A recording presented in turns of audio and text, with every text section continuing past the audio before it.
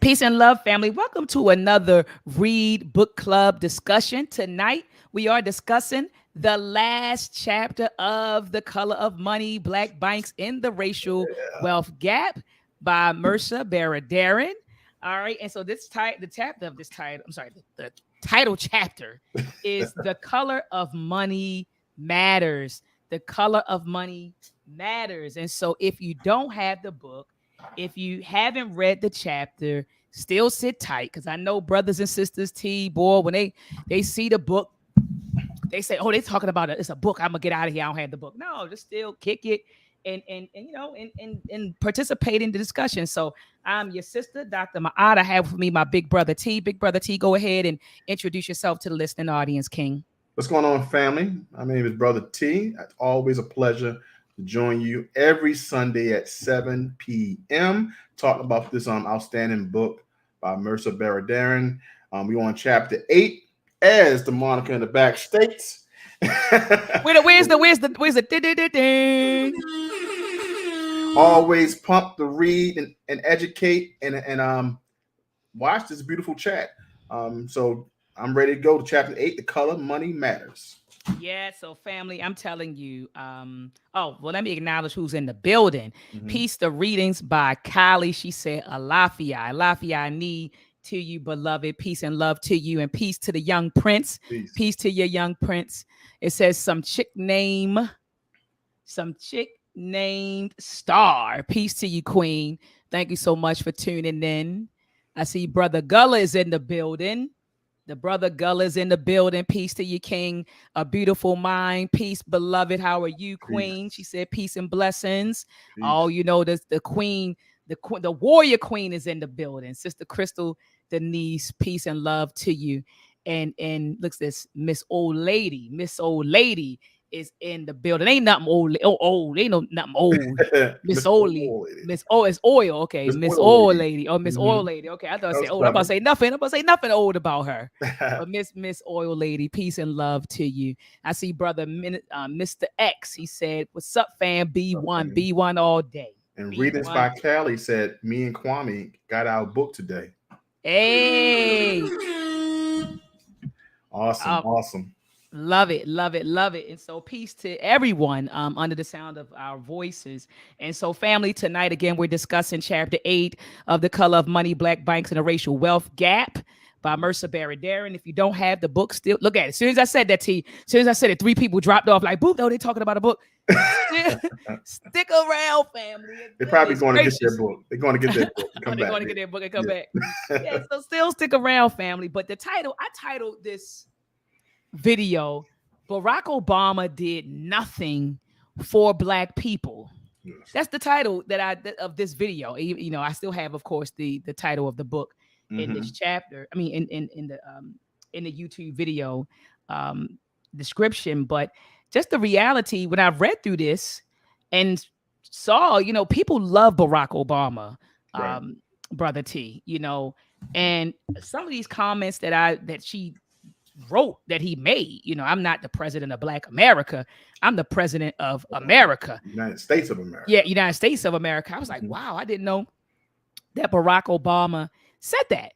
I also didn't know that all he did was continue the rhetoric of President Bill Clinton, and then also President Reagan and Carter and the Nixon administration. All he did was continue the rhetoric and didn't do anything for Black people. Right. She did acknowledge his Affordable Care Act, which benefited, you know, everybody. I think that if you made a certain amount of money, so if you had a low income folks, but as you know, Brother T, you have white folks that would qualify for that because they may be low income, but they sitting on wealth.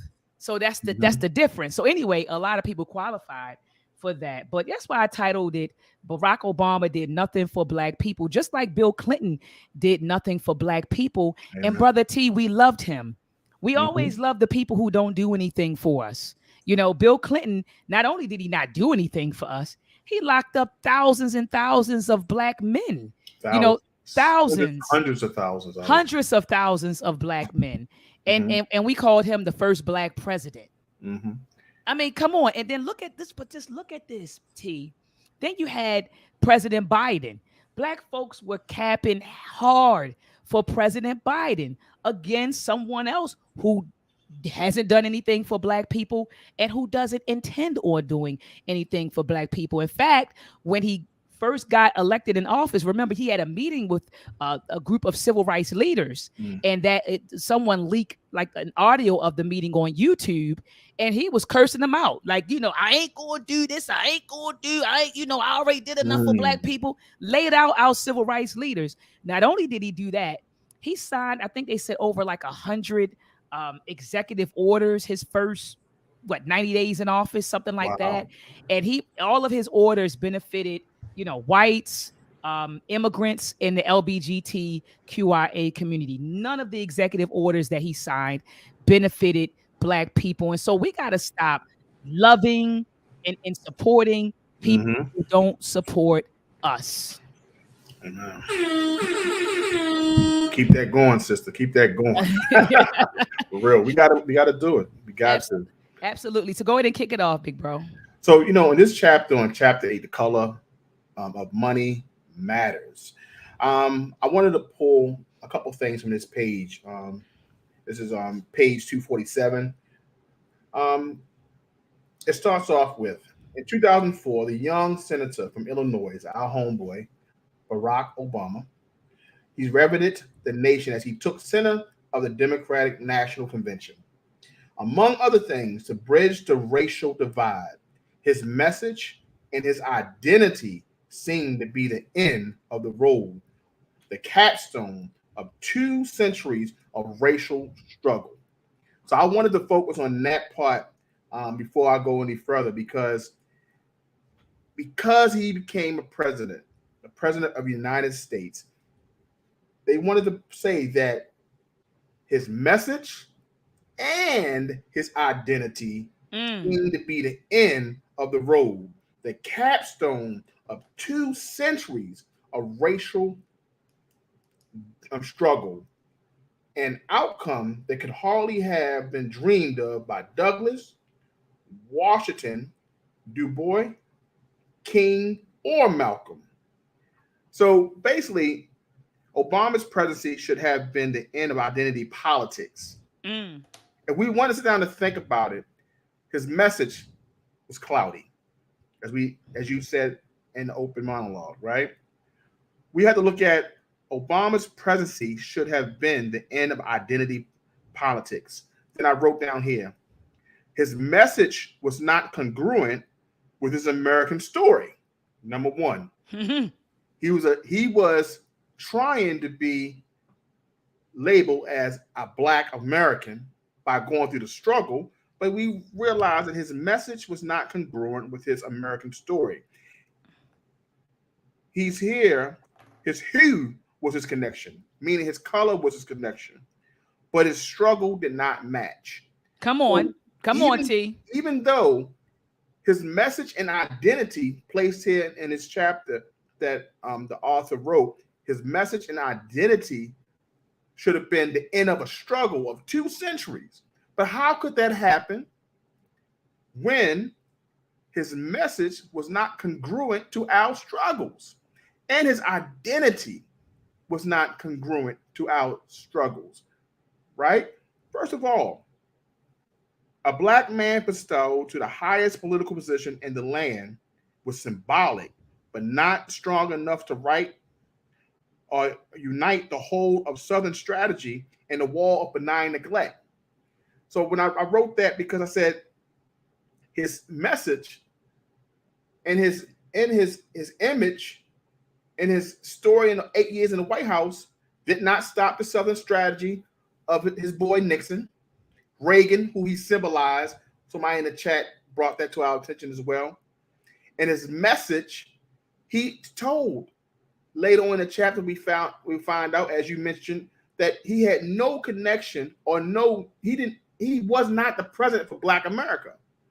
But if your identity and your message was supposed to end the struggle of 2 centuries, then you would be the president of Black America, not just supposedly of the United States of America. So this first paragraph struck me because I'm like, how was he supposed to be the end? Because he was a picture of a black man, and he's talked about change, but anytime something had to be brought up about change in our community, he made sure he practiced the Southern strategy by using code words and benign neglect, totally neglecting the solution.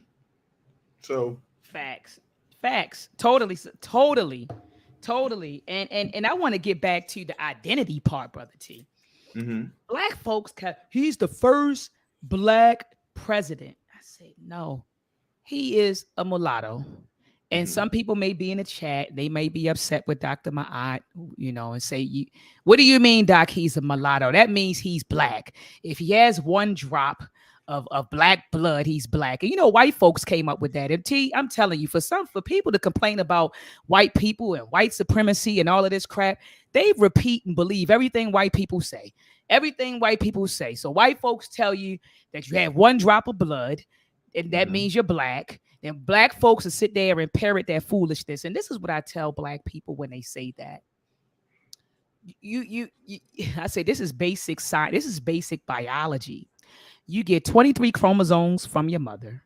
That's right. 23 chromosomes from your father, right? And so that's 46 chromosomes in every cell of your body, right? And we have billions of cells that make up our bodies. Do you mean to tell me that I have to, if I were a biracial, a mulatto, you're telling me that I had to discount a whole half of me, right, T? And just say, oh, because one of my parents is of African descent, then therefore I'm of African descent. So I had to discount all other ancestry. That's foolishness. I say that biracial people should be able to identify as that. Right. If you're biracial, just be biracial. I'm not going to, I don't have anything against, I could talk about some things, but I'll save that for another discussion. But what I'll say is this. I don't think there's anything wrong with a biracial person or a multiracial person saying, hey, I'm mixed. I'm checking other on my census, my census report. I'm mixed with, European, African.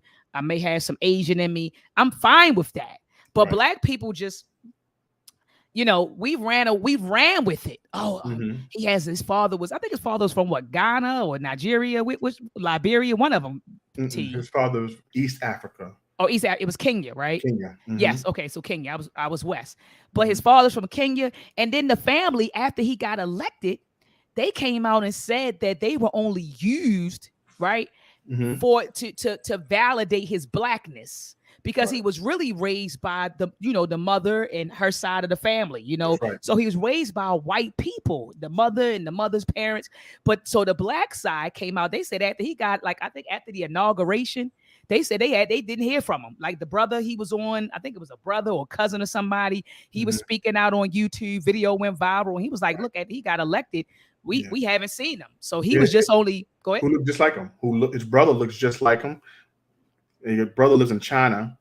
His brother from his father's side, he lives still in Kenya.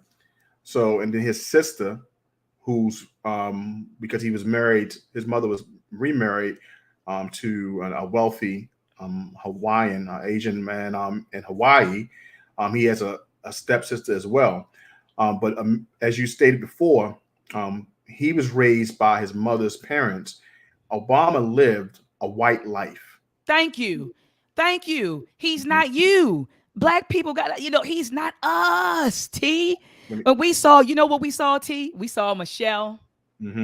We saw the Kenya family. We saw Michelle. We saw the daughters. And we was like, dang, that's going to be, wow, that's us. You can't forget the first couple of years, Michelle's mama was in the White House too. Probably teaching everyone how to fry some chicken. So look, T, we saw that family. We was like, yes, black people was like, he's us. He's us. He's not us. And as Mark Sugg said, he said raised by his white mother and his white grandparents. So identified with his white side. Right. And Khalib said, and Obama was raised by his white family. He is a white boy. That's what he is. That's who he is. You get what I'm saying? But not black folks. Black folks considered him ours. He was ours, Brother T. And Mm-hmm. so a lot of black people were very disappointed when he got in office and did not do anything for us. But that's because when we saw him, we saw ourselves and we thought that he was us. And like you said, Brother T, in the beginning of this chapter, as you stated and as the author stated, his struggle wasn't congruent with ours. Right.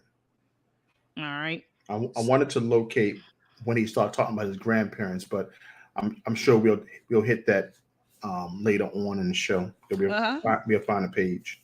And so then she moves on to talk about President Donald Trump and how Donald Trump started asking him for his birth certificate. I remember all of that. And so then she says by 2016, almost half of whites surveyed believed that discrimination against whites was just as bad as an even bigger problem than discrimination against blacks. One, racial tribalism was used to justify political actions. So why did I underline this? Okay. So I think this was coming from the second paragraph on the first page. It said by 2015, let me start there. It said 43% of Republicans believed the president was a Muslim. So after Barack Obama was elected, they started saying that he was a Muslim because of his name, Barack Obama. Barack Hussein Obama. So they thought he was a Muslim. Then then Trump in 2016 started pressuring, him to produce his certificate, and she says that's when he began to rise in politics. And it said that white Americans expressed a feeling of having been betrayed by their government. So white Americans got upset, like, okay, we have a Muslim as the president of the United States, so they started feeling like they were betrayed by their government, believing that the government was helping blacks and other minorities at their expense. And I'm like, what were they doing? What was the government doing to help us out? Because Barack Obama was in office, there weren't any policies or anything being created and implemented that helped black people specifically. It was, go ahead. No, when I read that part of the book, it made me think about whites believed how they thought in 1790. They believed that America was set for all free-born white men. Because when you say that African Americans and minorities were taking what you believe was yours because of these social programs, they believed that blacks had more privileges than they originally had. So it's set in their mind that this is our country, and that they still believed in, hey, this country was built for us. So I went on and wrote this passage. This helped me to keep my notes intact. It said government was helping blacks and other minorities at their expense. They blamed special status of blacks as a serious obstacle of personal achievement. And it made me go back to the notes, my notes some time ago, and it said whites became warped to the 1790s. The Naturalization Act of 1790 provided the first rules to be followed by the United States and granted national citizenship to free white people. So it made me think that for them to say, hey, all these privileges you're giving blacks, you're overlooking us. Now we feel like we're discriminated against. That just shows you what they believe. Hey, no one should go before us. But that's how it was set up. A policy was set up, and an obstacle was put in our path, and we couldn't move forward.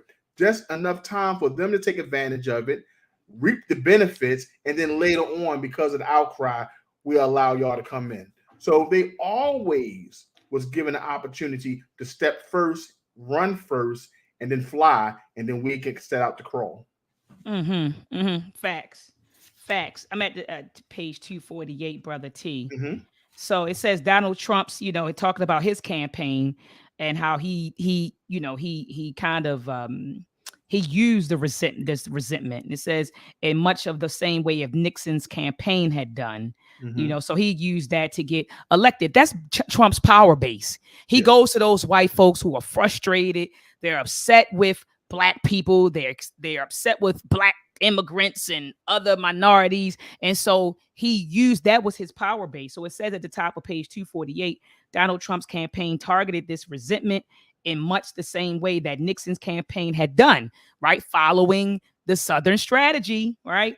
It says using the same racial dog whistles as his predecessors. In President Trump's first Black History Month, he began by praising Martin Luther King as an incredible example who is unique in American history, and then quickly shifted to his repeated campaign promise to strengthen law and order. There's the code word, brother T. That's right. There's the code word for we're gonna beef up police presence in the black neighborhood.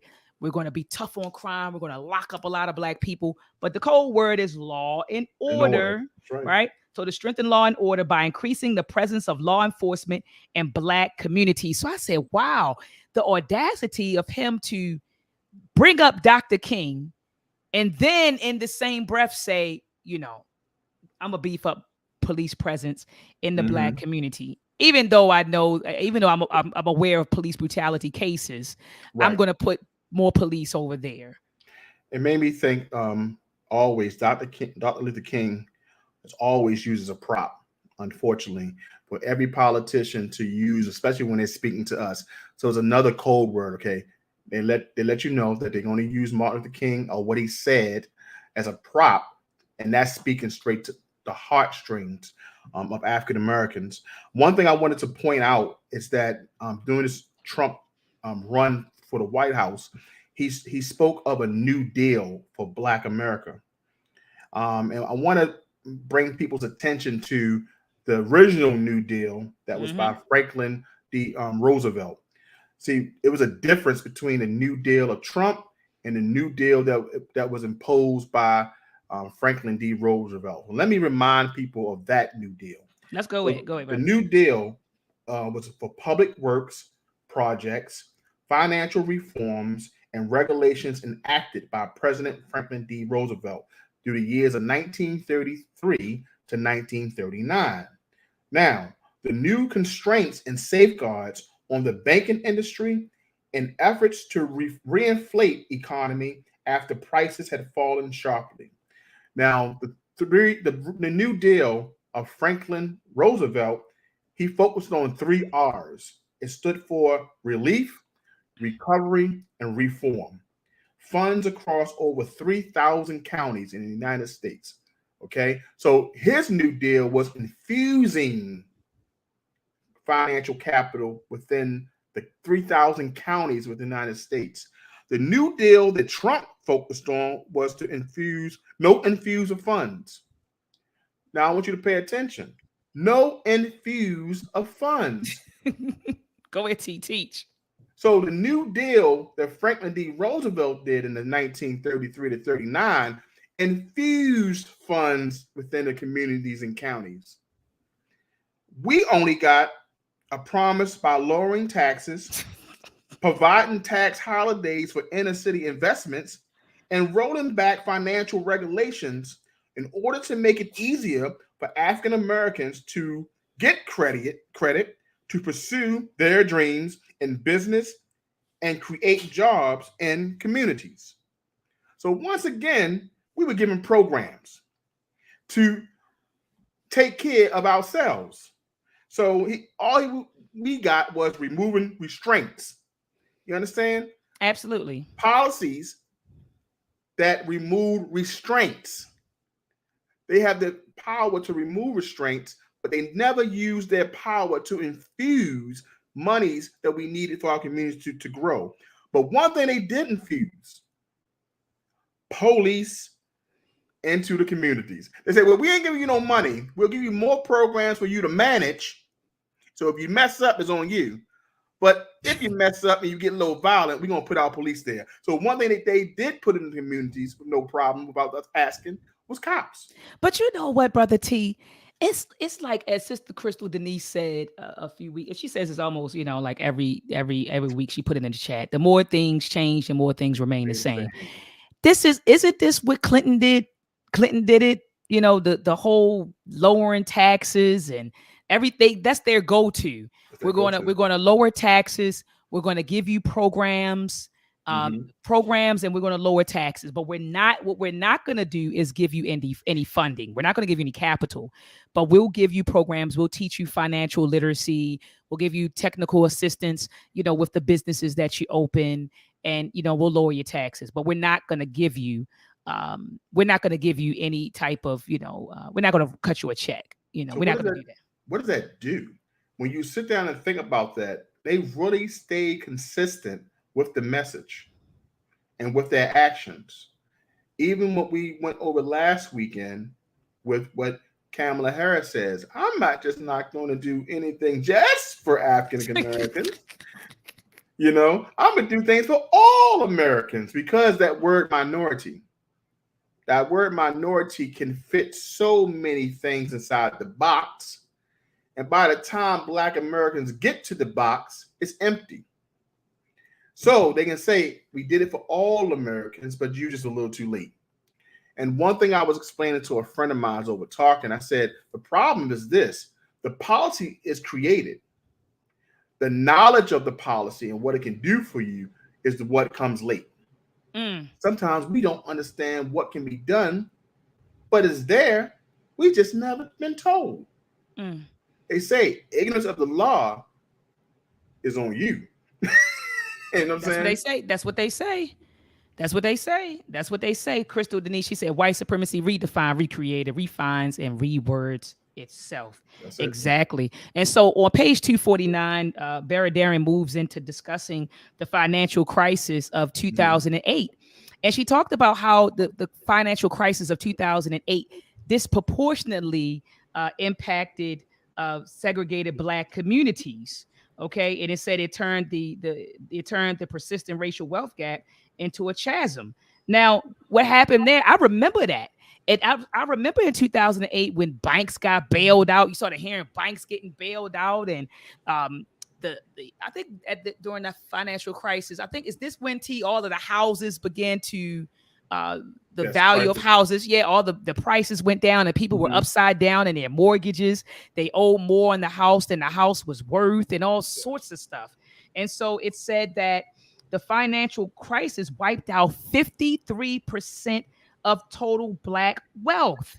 Yes. It says 53% of our wealth. So I just want to read the first two sentences. The financial crisis of 2008 disproportionately affected segregated Black communities and turned the persistent racial wealth gap into a chasm. The financial crisis wiped out 53% of total Black wealth. As the head of the Congressional Black Caucus, Representative G.K. Butterfield said in 2015, Black America is in a state of emergency. Today, Black families have an average net wealth of $11,000 compared to white families' average of $141,900. So, Brother T, there was a white dude on IG that came in. Family, if you haven't subscribed to my IG page, let me put it on here, because we have some interesting conversations on here. So some trolls, they come on here and they troll your girl, Dr. Ma'at, on IG. And so if you want to get a good laugh, look, Brother T, if you want to get a good laugh, subscribe to my IG page and start looking at the comments under the reels. You're going to have a ball. So this white guy came on there and said, Dr. Ma'at, you keep talking about poor Blacks. Well, what about poor whites? What about when he said that, T, I had to light him up. What do you mean poor whites? What do you mean? What do you mean poor whites? If you look at the racial wealth gap, you all have all the daggone. So what poor whites are we talking about? If you have, look at this, the net wealth of Blacks, the average net wealth of Blacks is $11,000 compared to a white family's average of $141,900. So they made, so you could have, and remember, we learned this, Brother T, when we were reading The Hidden Cost of Being an African American by Thomas Shapiro. Remember, he said that you could have a white person who may be making 16, 17,000 a year, 20,000 a year, but their family has assets. Right. So they're living in a middle-class neighborhood, right? In a nice house, but because of their wealth, not because of their income. Income and wealth are two different things, right. And I remember, and we'll get back to this, the family probably will laugh at this, Brother T, but I was on Martin Luther King Boulevard one day, driving through the city. And you know how you stop at the light and you had homeless people out there. Sometimes they knock on your window and they come over with a sign. So it was a white dude. He knocked on the wrong person's window. He went like this. He had held up his sign. And so my cousin was sitting to me on the right, my cousin Kevin. And so I rolled down the window. Zzz, and he said, may I have some money, ma'am? Can I please have some money? I said, hell, man, I should be asking you for some money. I said, you're broke because I said, you're probably an addict. I said, you're an addict. I said, but if you cleaned yourself up and went downtown, you would get a job before I got a job. I said, you have an addiction. That's why you're out here asking for money. I said, but you are in America. You have the complexion for protection. I said, so I should be rolling down my window asking you for money. And he started chuckling, Brother T, and walked away because he knew that I was telling the truth. If you got off drugs and you cleaned yourself up, you will go downtown and get a job faster than I would. The only reason why you're not is because you strung out on something. That's it. But you're not broke by far.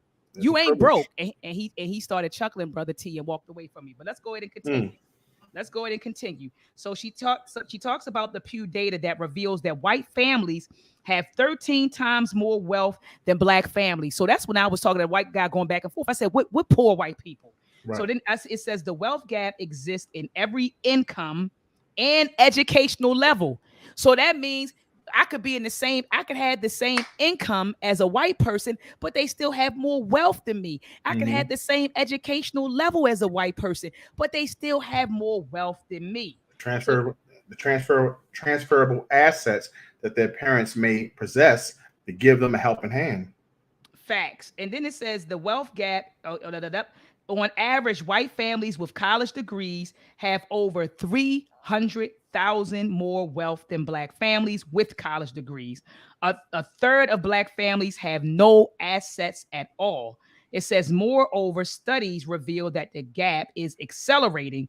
Over the last 30 years, the average white families have grown. The average wealth of white families has grown at 3 times the rate of the average black family. Brother T, go ahead to page 250, brother. All right, 250. This is what stood out for me on that page. At the bottom, wealth category remained at the same category as adults. A 2013 study found that white families, every additional dollar they earn in income leads to $5.19 in wealth. For black families, each dollar creates only 69 cents. So for every additional dollar that a white family receives, it's $5.19. Us only 69 cents. That right there definitely made drove me crazy.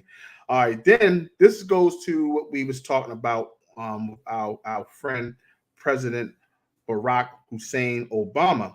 President Obama acknowledged in his first public speech in 2004 that in no other country on earth is my story even possible. But if Obama's identity was uniquely American, he was also unique among Black Americans. He started his 2004 speech by introducing his Kansan grandparents who helped raise him. He said that after the war, they studied on the GI Bill. Remember the GI Bill? I remember the GI Bill. He bought a house through FHA. You remember that? FHA? I remember FHA, one of those New Deal programs. Okay. And he later moved west all the way to Hawaii. Isn't Hawaii one of the most expensive places to live on the earth? Yes, it is. One of my buddies was looking at a house over there. It cost $1 million. So with these people, with all those benefits of those policies, it says here, they in search of opportunity. With all them policies, with all these benefits that his grandparents benefited from what happened during World War II, they were able to go to one of the most expensive places on earth to look for opportunity. Here was a Black man who was able to enjoy uniquely white privilege passed down through his post-war generation.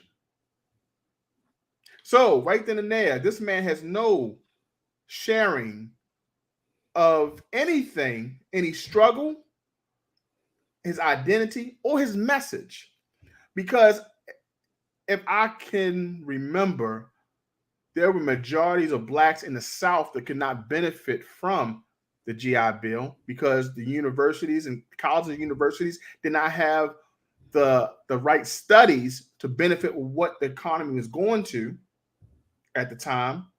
And many couldn't benefit from the FHA because certain states wasn't giving them funding because they were black, which helped do the exodus up north, helped to kind of fund and put gas in the tanks for the exodus up north because they wasn't getting the benefits down south. But later, early in this book, they talked about how even in New York, there wasn't a black in sight that benefited from these programs. But Obama and his grandparents, his grandparents, then him, benefited from these programs because being white, there was no restriction, there was no obstacles. As a fact. And they could take these benefits and go to one of the most expensive places on earth and build a life and look for opportunity. And this man said he had a connection to us, only in color, not in life, not in message, and definitely not in struggle. Facts. I mean, that was all facts. You need to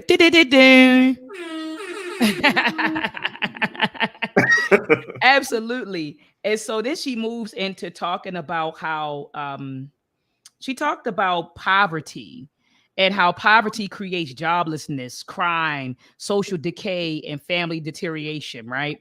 And so, you know, a lot of these things, I remember when we read Blueprint for Black Power, Dr. Amos Wilson drove home that our social issues are tied to our economic issues. They go hand in hand. And so I love that this author, and I'm at the bottom of page 251, last paragraph, when she says, recent research has revealed even more profound psychological effects of poverty on behavior and outlook. And so poverty impacts us psychologically, emotionally, physically, because think about the foods you eat, where you live at, your living conditions. So, and all of that impacts us psychologically, physically, and emotionally. You know, I would even say spiritually. You know, poverty has a profound impact on us. And she talked about even our children and how poverty impacts their decision making, and how there was a study, Brother T. Let me get to that. There was a study on that, a behavioral study that talked about, you know, that showed how scarcity or scarcity, I don't know if I'm butchering it, scarcity, how that impacts, you know, they say it's a heavy mental burden that it can lead to temporarily lower cognitive ability and short-sighted decision making. And, you know, and so that's why, you know, when you look at that hierarchy of human needs by Maslow hierarchy of human needs, the bottom of the pyramid is physiological. So food, clothing, and shelter, meeting your basic physiological needs. The apex of the pyramid is self-actualization. So you can only self-actualize if your foundation, if your basic physiological needs are being met. But if they aren't being met, instead of you focus on self-actualizing, you're focusing on, how am I going to get my next meal? Where am I going to lay my next head? And you may have to go across somebody's head to make it happen. And so now here's crime. Here's the police. I may be locked up. And so poverty plays a role in all of that. But what people like to do is they want to make it seem like Black people, like we are inherently violent, or we're just criminals. We're just criminals. In fact, and Brother T, I'm going to play this on Tuesday at 7 p.m. I was on Fox Soul. Remember the last discussion that we had on Is America Racist? Yes. I don't know if you remember, but the pastor, when the host brought up mass incarceration, the pastor wanted to blame Black men for mass incarceration. He was like, yeah, you know, you remember Brother T? He was like, you know, when they brought up mass incarceration, he said, well, you know, I mean, just because you broke, just because you don't have any money, don't mean you got to go and kill or rob or steal. I mean, so he doesn't even connect. He didn't even connect that the reason why, and I'm not making excuses for crime, family. I'm not. But, you know, when your belly is hungry and you got to feed yourself and your women and your woman and your children and stuff like that, people start getting desperate. And Yes. and you start making, as she called it, short-sighted decision making, because you're Mhm. not even looking at the long term. You're trying to feed yourself for today. You understand what I'm saying? You're trying to make things happen for today.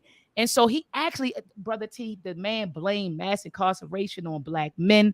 I'm going to play the clip, and I'm going to take the clip and put it on Instagram. I put him on blast on Instagram, and the video got up to 17,000 views, and he was Yeah. mad. He's under the comments section, Yeah, mad, Brother T. Well, he's going to be mad again, because I'm gonna play that clip. I'm gonna play that clip of him saying that mass incarceration is because of black men. Black men are the reason for mass incarceration, because they're committing crime. Well, why are these crimes being committed?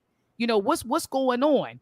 Is it anyway? I'm gonna dig into that on Tuesday. I But can't wait. I can't wait. I definitely can't wait, because I know you. I saw him in the comments, unfortunately, saying that because this was your fishbowl. Basically, everyone's following suit, but he did not say what you said he said, and you like, right, you're lying. You did. he's gonna get mad because I'm gonna do the same thing this week. He probably said me, take it down, please take it down. No, I'm not taking anything down. This is Sister, what you said. right. Sister Crystal said he going to be mega mad. Most Oh definitely. man, but literally, we do have to understand that poverty takes a toll on us, psychologically, emotionally, and physically. It Yes. does, and I love this study that she mentions of the black Marshmallow. children, the marshmallow experiment. Remember, she said children who weren't poor, they were like, oh, I can kind of wait on my second marshmallow. But the children that were poor, they were like, man, I'm eating this marshmallow now. I'm not even going to wait to see if another one's coming. I'm trying to get. So they were operating with two different mentalities, Hmm. because they came from two different social economic backgrounds. And so Right. they had a different decision making processes. And Hmm. so, and she talks about at the top of page 253, she says modern science has undercut the old dogmas of biological and cultural inferiority by making it clear that decision making is much more connected to surrounding circumstances than previously thought. So we make decisions based on our circumstances, Brother T.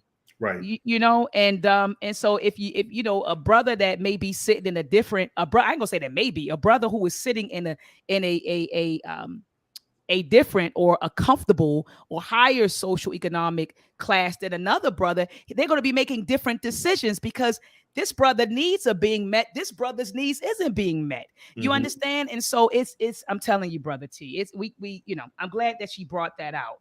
And poverty, it impacts us, it adversely impacts us in ways that we are consciously and unconsciously know about. Right. So at the bottom, she addresses, I'm at the bottom of 253. She addresses this myth that black people don't have any money because we just spend it frivolously. That's what white people think. Oh, they out here buying Jordans. The black women buying that human hair, putting Hmm. weave in their hair. That's why they don't have any money. That's why they're broke. So they're trying to blame this wealth gap that exists between black and white. They're blaming it on our culture. So Hmm. it's black people are doing this. Look at how they dress. Look at what they do.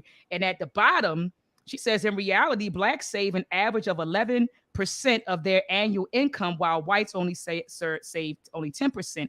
The ideas of blacks spending frivolously while whites save their pennies is meaningless, damaging, and sadly persistent stereotype. So I'm glad that she mentioned that. So, Brother T, anything on 254? 254. Before we go there, I wanted to focus on Patrick Monahan, if I could. That's on page 253. Because he talked about the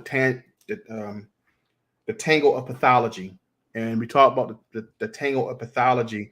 He blames. This is where a lot of the politics comes from when we talk about the Monahan report, and we mentioned this in other chapters that came from this book. But Patrick Monahan was the Assistant Secretary of Labor. So he borrowed the term from an African American psychologist named Kenneth Clark. Okay. Mm-hmm. And basically, he blamed the widespread of economic gain in the black community on black subculture, blaming black mothers, demon. He perceived the matriarchal structure of the black family as inferior. Black women accused of the emasculation of black men, which affected the capabilities to provide for families and raise children. So, if this man, based off the Monahan report, put out and politicians alike have followed this man's rhetoric, as we know that he talked about it in the Nixon administration. Later on, when Bill Clinton became president, he grabbed upon it as well. But this tangible tangle of pathology saying that blacks are doomed for failure based off coming from single mother homes and lack of fathers. And then one of the things that that was the thing that the focus on in this chapter was it because the fathers wasn't there or the lack of jobs for the fathers? A lot of things that could have been of the deterioration of the black home, but it wasn't just. Don't blame single motherhood as the problem, but you have to blame something. So when it comes down to all the things that you just stated, I did not want people to forget about Patrick Monahan. I want this name to be forever burned in our heads because I want us to go back and study that Monahan report I want us to do that one day, T. We just go live and pull up the report and study it. and break it down because we have to understand how this man influenced politicians that we praised and herald, such as Bill Clinton and Barack Obama. And this is where a lot of that damning of the black community came. And also, they had to paint the picture the fathers wasn't in the home because black women did not want them there. Mm.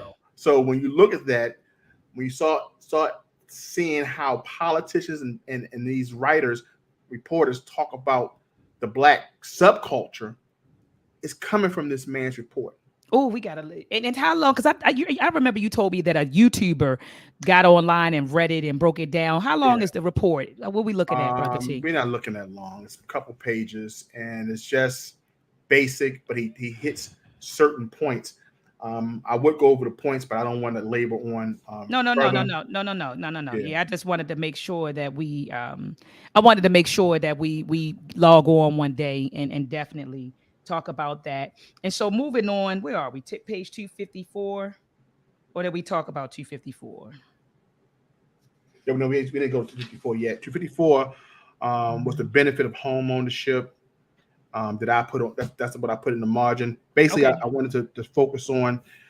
Let's go from page 253 and 254. While the okay. government officials urge blacks to save, government policies perpetrating the wealth gap, the American tax code distribution wealth towards home owners because the most significant tax deductibles or deductions for the middle class are related to mortgage interest deductions. The tax benefits cost the government over $130 billion a year, and the other benefits flow to the wealthiest 20% of Americans. The redistribution of wealth operates as a significant disadvantage to blacks. Why? Because we own less homes, who have much lower rates of home ownerships than white. So this is why I named this part of the page the benefit of home ownership, because she goes later on to talk about what Ta-Nehisi Coates explained as the rule. Poor blacks do not work their way out of the ghetto, and those who do often face the horror of watching their children and grandchildren tumble on the way back. So the reason why I brought this up is because it talked about on page 250. In fact, it is more likely that a family's wealth determines a family member's ability to get an education or a high paying job. Those without wealth often live in resources, poor communities, and Mm-hmm. subpar schools and Mm-hmm. restricted social networks. More directly, a family assets strongly predict whether and where a child can secure higher education.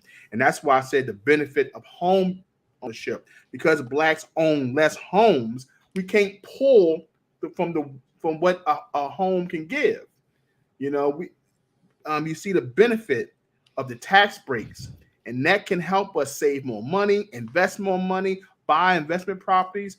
But because we lack home ownership in our communities, we kind of are left behind. So that's why Absolutely. I wanted to share that part of 254. No. That was powerful. That was definitely powerful. And I love how she moves into, well, she provides us with this stat on page 255. She said more than 240,000 Black families lost their homes. By 2009, 35% of Black families had zero or negative wealth. T. When I read that stat, my heart dropped. You know, so I didn't, like, with the financial crisis of 2008, I didn't have this data or these stats. You get what I'm saying? Right. But to read that almost 250,000 Black families lost their homes, and by 2009, it says 35% of Black families had zero to negative wealth. And she says, and I have a star right here. They said it was subprime mortgage lending that swaddled up much of Black wealth. Subprime mortgage lending. And so we can go back to page 237. T, we just alike 237, which talks about subprime lending. And it says at the bottom of 236, the subprime market. These were loans to borrowers who did not meet the underwriting standards, set forth by for prime loans. And so what ended up happening was that these Black folks, it says that they had, these were Black folks who had, they were riskier borrowers, either because they had fewer assets, a lower credit score, or lower incomes. It says, but in finance, higher risk is rewarded with higher yield. So mortgage brokers made even higher premiums from prime loans. So they're saying that these subprime loans that were given to Black people were really the reason why, that it was swallowed up much of the Black wealth. And so she said that even though Blacks and other minorities were hit hardest during the financial crisis, white folks blamed us for the financial crisis. And they started blaming the federal government. They said, man, if you all went out here giving those daggone subprime loans to these Black folks and these minorities, we wouldn't be in this financial crisis. And then they even blamed the CRA, which was a program. It was called, the CRA was the Community Reinvestment Act. And it was proposed under Jimmy Carter. And this was, I'm trying to look for it, family. Okay, I'm trying to look for it. I think the CRA was really a program. It didn't do anything. You get the CRA writing, but what they were trying to do was encourage banks to give out more loans, to Black folks. And I believe, correct me if I'm wrong, Brother T, but I think that's what the Community Reinvestment Act was about, giving out more loans, investing more money back into the community and things of that nature. And so they started blaming the CRA, or the Community Reinvestment Act, for the financial crisis. They started blaming Black people and minorities for the financial crisis, saying, look, you're giving these loans out to people that can't afford them. That's why we're in the situation that we're in. But in actuality, that wasn't the case, right? Yes. That wasn't the case. And she, I'm trying to look for it, Brother T. I don't know. It's on page 257. But she said, Oh, she was saying this. She was saying that it wasn't. She said the banks wanted subprime loans because they were making profits. So it wasn't Black people demanding that they give us subprime loans, It was actually banks and lenders who were saying, look, we got a secondary market going on where we're selling mortgages. So we'll get the mortgage and then we'll sell it. We'll sell it in the underground market. And so they were making a lot of money doing this. Yes. And so it wasn't Black folks asking for this. They were actually coming to the Black community.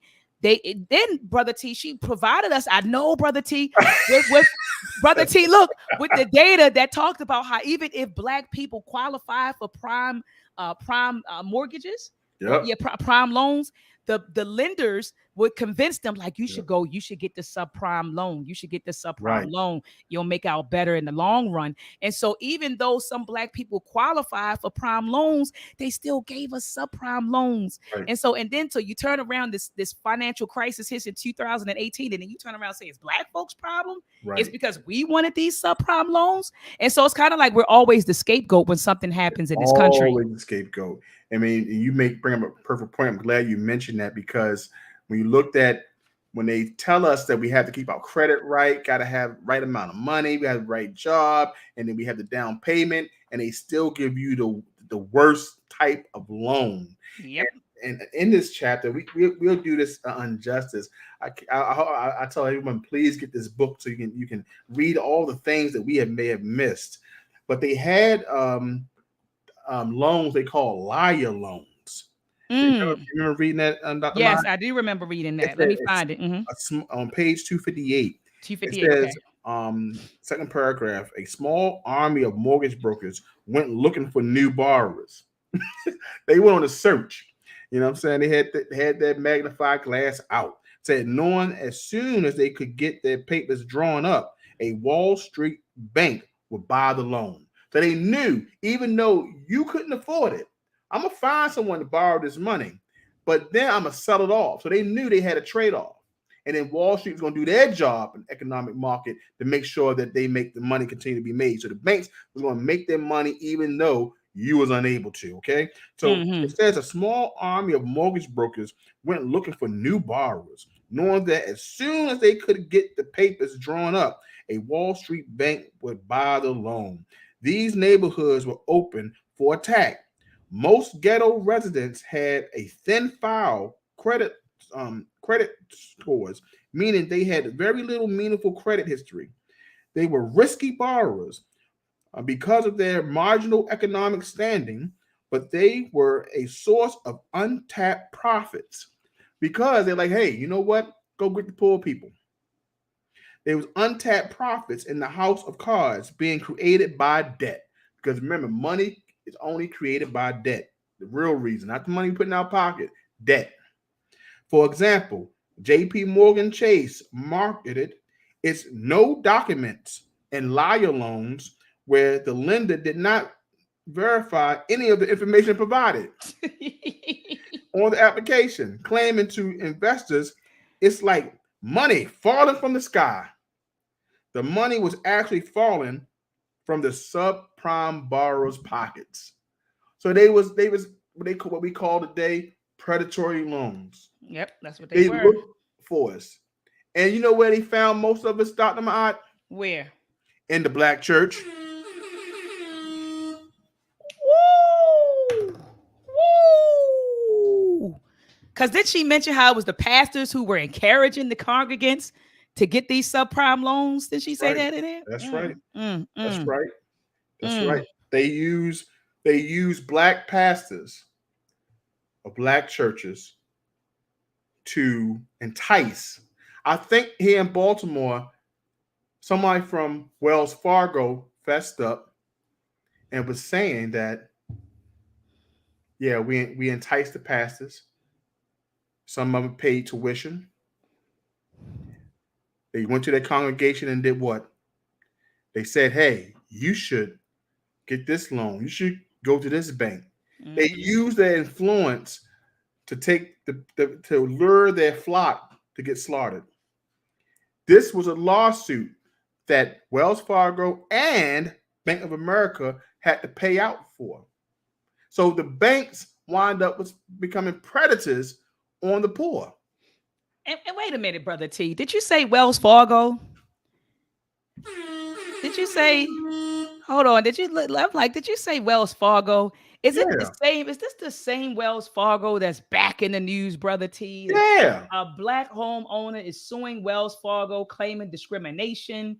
It says the bank's lending algorithms draw on racist history to deny refinancing at higher rates for black borrowers. Is that Wells Fargo, Brother T? But wait, there's more. There's more, Dr. Ma'at. In chat, Wells Fargo is just released that they've been giving cards to people so they can pay their rent, so it can go to their credit.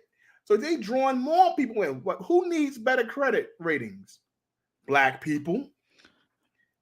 So what kind of scams lay under that table? This just came out. This just came out from EYL. Brother Rashard from EYL, Earn Your Leisure. He put on his Instagram page. Wells Fargo is now offering links, cards to help people build better credit. And what bank is that, we may say? Wells Fargo. Let's find that, please. That's what I'm looking for. Hold on. I'm looking. Say Capital One. I'm looking for Wells Fargo improve ways to build credit. They talk about a credit card. I'm looking rent to help rent payers. Okay, Wells Fargo. Let me type this in: card to help rent payers. And like you say, who are the rent payers? They're playing on black folks. Yeah, it's black people. Up the Built MasterCard lets renters earn rewards on rent payments. It's right here. CBS News. Oh, here it is, brother T. Well, you know what, brother T? Let's go ahead and let's just play the. Let me see. Let me make sure that I'm sharing my audio. Let's do this, brother T. Let's go ahead and play the 1 minute news.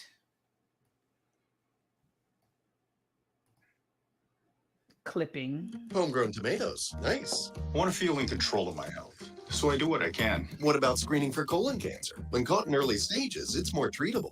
I'm Cologuard. I'm non-invasive, and I detect altered DNA. Oh, come on. I want to get to the meat, brother T, not the daggone ads. Early stages. Yep. They help paying for it. Plus an average risk for colon cancer. Not right. False positive and negative results. New Wells Fargo credit card gives customer rewards for rent payments.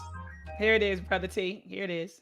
It's pretty much universally true. Rents are going up all around the country, but it's even more severe in migration destinations like the Sun Belt of the country, Austin, Phoenix, Florida. A lot of people are moving there, and there's just more demand for rents. Daryl Fairweather is the chief economist at Redfin, a nationwide real estate brokerage firm that pulls together real-time statistics on both the sales and rental markets. For example, their numbers show that rents increased 31% in Jacksonville last year, 40% in Austin, Texas. What's causing this? We are not building enough housing for everybody who needs a place to live. We built fewer homes in the 2010s than in any decade going back to the 1960s. And at the same time, millennials are the biggest generation and they're entering into home buying age. Millennials aren't living in their parents' basement anymore or shacking up with roommates. They want a place of their own. And we didn't build any housing for them in the last decade because we are still so traumatized by the last housing crisis. We didn't put any investment into housing. In the economic crisis of 2008 and 9, construction of new housing came to a grinding halt. But even when the economy recovered, home construction didn't. So how big is the rental shortage in the United States? The government has estimated that we are short about 4 million homes in this country, and that number is likely growing, especially since the pandemic. 4 million shy. Yes. That's the hole that we're in that we need to build ourselves out of. That number, 4 million, is that mainly in the South and Southwest, or does that include New York City and San Francisco? That's the entire country. With something as essential as housing in such short supply, you'd have to figure that Wall Street would see an opportunity. You heard that, T? Doesn't she talk about that in this book? How right. Wall Street, man, when they want to right. make a profit on you, or they got an idea, Wall Street seizes the opportunity to exploit you. They will. Right. They will. But hold on, let's hear it is. Let's hear this. Buying modest single-family houses, the kind you'd see on any middle-class suburban street, and then renting them out. In places like Jacksonville, Atlanta, Charlotte, investors are buying almost 30% of the homes that are available for regular home buyers. Okay, and not even like that, brother T. Mm-hmm. Not even that. If you go here, not only are they buying homes and renting it out, then you have Wells Fargo who's saying that, hey, we'll give you a credit card, That's right? right.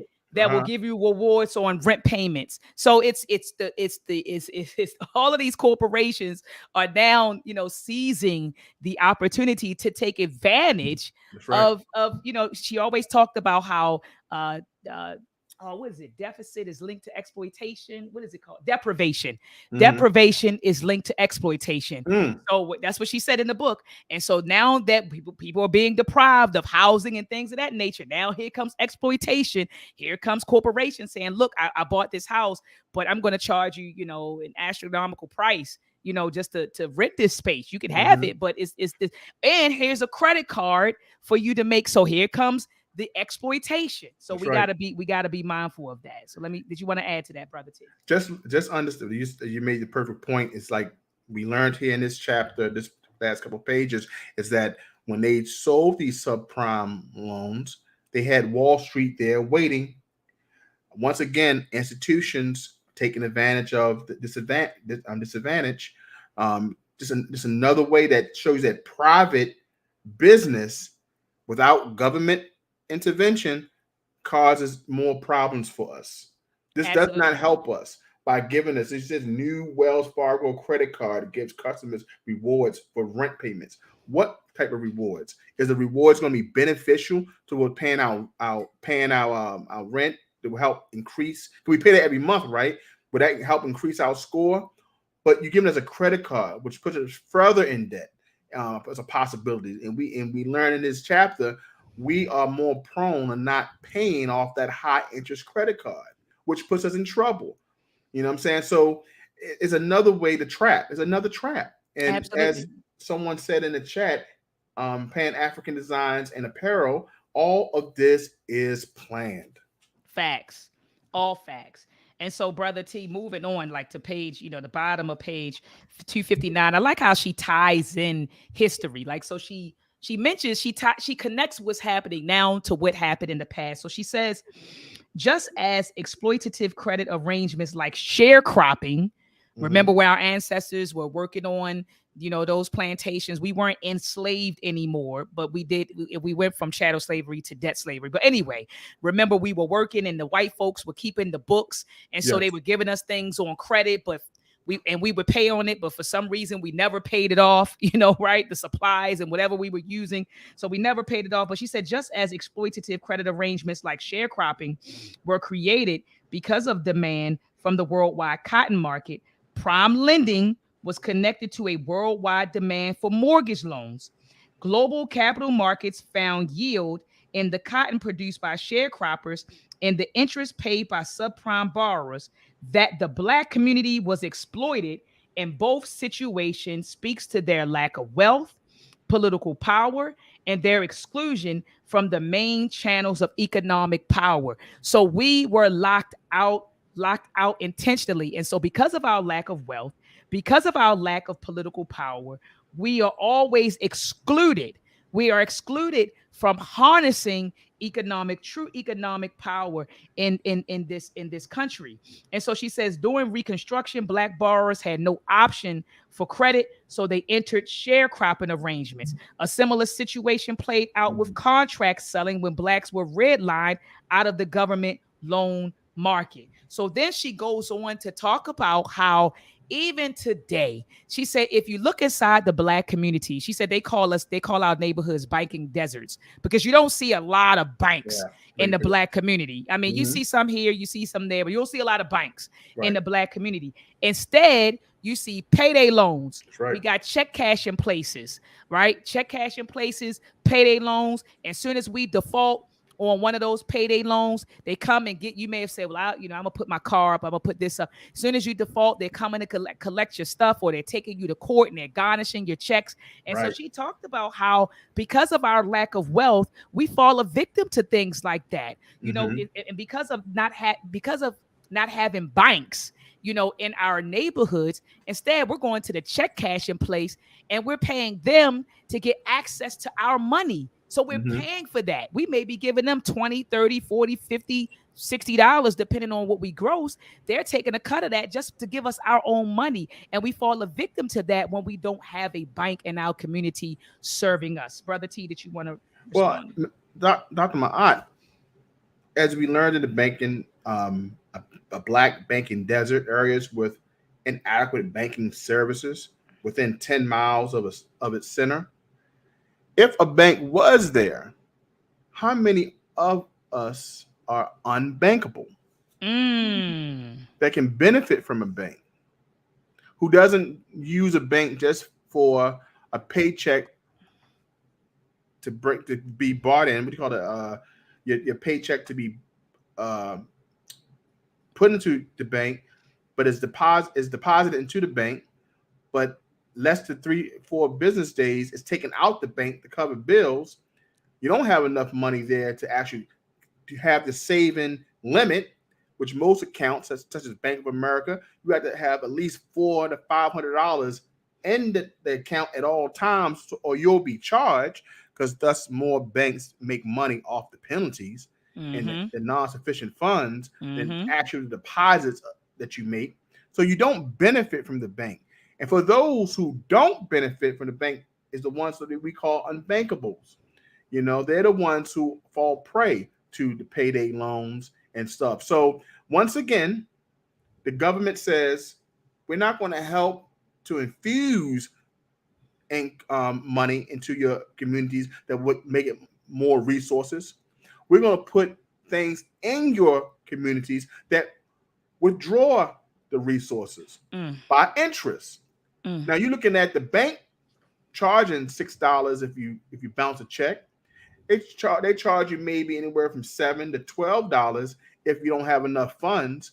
But you're looking at now being charged anywhere from 12 to 24% by these predatory loans that they allow in the bank because you're just unbankable. So as we said before, as we read in our last book, the hidden cost of being African American. We ready? And so she says that there are two banking systems in America. One is regulated and heavily subsidized, mainstream banking industry. The other is unregulated, costly, and often predatory fringe industry.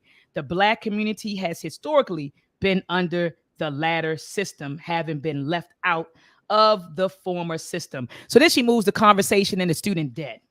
How many of us have student debt, T? Yeah, I look, all of my family members, brother T, look, they like, I'm still, my student debt, my cousin probably listening right now in the chat. I got still pay 25,000. I owe 50,000. I owe And it says that Blacks have to borrow more for college and have to carry greater debt several years after graduation, usually from 2 to 3 times the amount of white graduates. And it says that Black students default on student debt at a rate 5 times higher than white or Asian graduates. And because student loans cannot be discharged in bankruptcy, this debt is carried until it is paid off. And you know, Black folks, we defer it. And then look, brother T, and then it catch up with us. And then it will catch up with us. But you know, with a lot of white folks, because they have transformative assets in their families, they'll go and grab the equity out of grandpa's house to send their daughter, you know, or their son to school. Or if the grandparents living, the grandparents may pay for it. Or if the grandparents pass, the grandparents may had a trust fund set up or something like that. I've heard of white folks say, "Oh, I just, you know, I go into my grandmother's trust. My grandmother left me a trust." And so this is how they pay for, you know, education. This is how they maintain their white middle class lifestyle because of these transformative assets, or because of what we learned in Shapiro's work, because of parental welfare. That's right. Welfare. Welfare. Right? That's right. That's a new word for me. And I learned that. Parental welfare. So then she moves into talking about Barack Obama. Okay. Barack Obama and his Affordable Care Act. And she said that, you know, the Barack administration did make inroads into poverty alleviation. Specifically, the Affordable Care Act was aimed at lowering healthcare costs, which are a major source of financial distress for low income.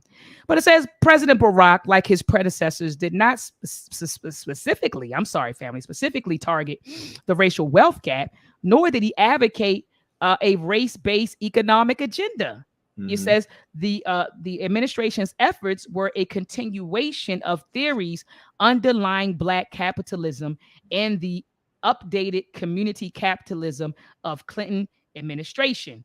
When Barack Obama in 2012 was asked to respond to criticism that his administration had not done enough to support Black business, the premise being that helping Black business was akin to addressing Black poverty, he responded, I'm not the president of Black America. I'm the president. I'm sorry, I'm not the president of Black America. I'm the president of the United States of America.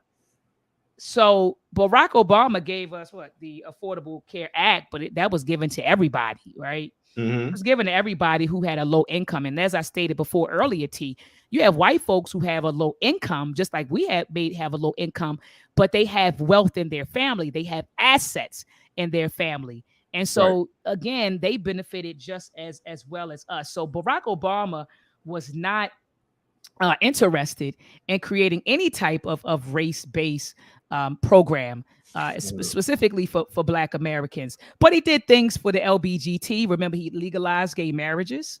I think, well, he got elected in 2008, but I know while he was there, he got that passed. He did some things for the Hispanic community. Remember, the Hispanic community gave him millions of dollars. So he did some things for gays. He did some things for Hispanics. He did things and they did things for white people, big corporations. That's what he did. And they said that he opened up, and I got to do some more research on this, Brother T, and you could correct me if I'm wrong. They said because when Barack Obama was in office, a lot of African leaders, from different African nations, it opened America back up because they didn't like America. They despised America after everything America did. But they said when Barack Obama got in office, you had leaders from around the world, of African descent. They were open to doing business with America again and letting America back in once President Barack Obama got in office. And that's things that I've been hearing and talking with the elders about. But go ahead. You have to think about who was in office prior to Barack Obama. It was the second Bush. It was George Bush, right? And remember the last thing that happened to him when he went on a press conference in another country. I think it was Afghanistan. I can't remember. All I do remember is when someone threw a shoe at him. When a president goes abroad and he's supposed to be from the wealthiest and strongest nation in the world, and when someone in the crowd disrespects him so that he takes his shoe off and humming at him across the room. So Barack was there to really fix relations around the world. He was that president. And I believe his first 100 days in presidency, he made that good to meet with the bankers, number one, and then also to go across the world to mend relationships. So I think the elders were leading you in the right direction with that. Thank you. Okay. Yeah. Thank you for that, Brother T.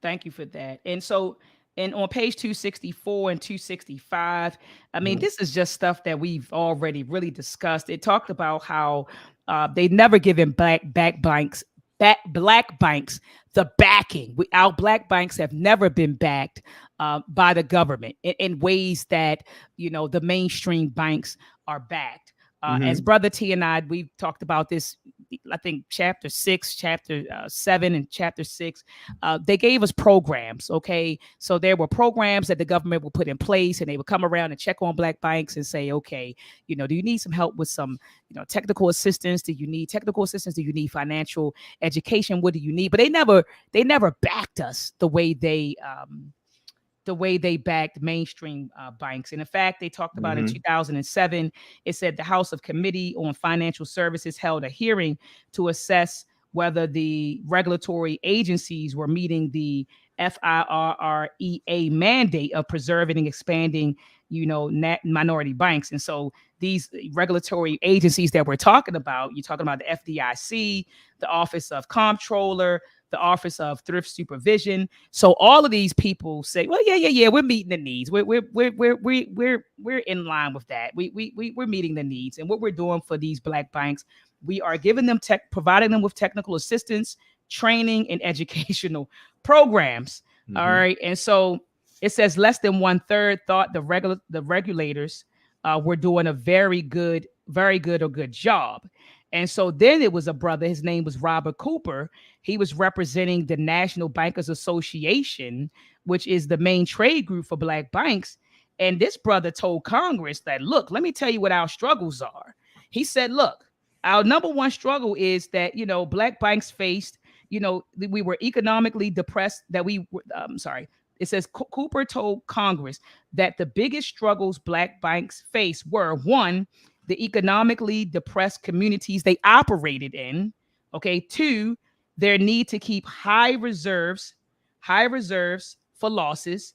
Three, higher general expenses than other banks. And four, higher transaction costs because they dealt with the higher proportion of retail customers on a face-to-face basis. And so, I mean, black banks knew exactly, Brother T, what we were lacking. We didn't need more education, right?